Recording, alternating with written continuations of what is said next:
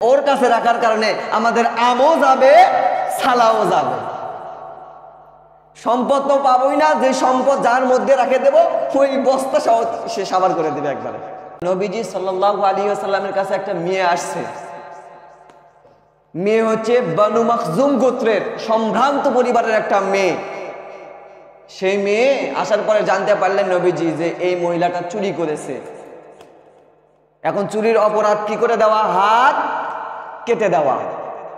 এই কথাটা যখন নবীজির কানে গেছে যে এই মহিলা সম্ভ্রান্ত পরিবারের, চুরি করেছে, নবীজির কানে কানে এক সাহাবী বললেন যে নবীজি, ইনি তো সম্ভ্রান্ত পরিবারের একটা মহিলা, একে তো শাস্তি দেওয়া কেমন হয় না, আপনি একে মাফ করে দেন, বা এইসব এরকম কিছু শব্দ ইউজ করছে আর কি।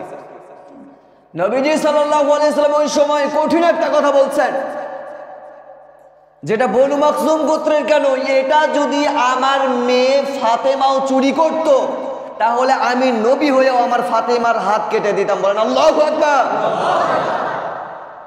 তার মানে আমানতের খেয়ানত যুগে যুগে হয় নাই।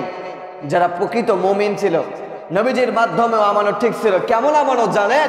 নবীজি হিজরত করে যাচ্ছেন, এমন সময় নবীজি বললেন আমার কাছে তো অনেক কাফের মুশরিকদের ধনসম্পদ আছে, আমার কাছে রাখা হয়েছে, এগুলো খেয়ানত করা যাবে না। আলী তুমি থাকো, এই মৃত্যুর বিছানায় তুমি শুয়ে থাকো এবং তুমি এগুলো বন্টন করে দাও।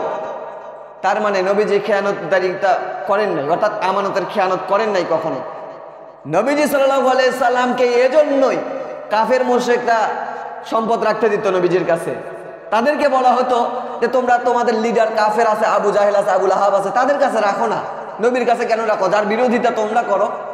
বলে যে আবু জাহেলের কাছে যদি রাখি তাহলে বিষয়টা আমাদের এমন হবে যে ওর কাছে রাখার কারণে আমাদের আমও যাবে, সালাও যাবে।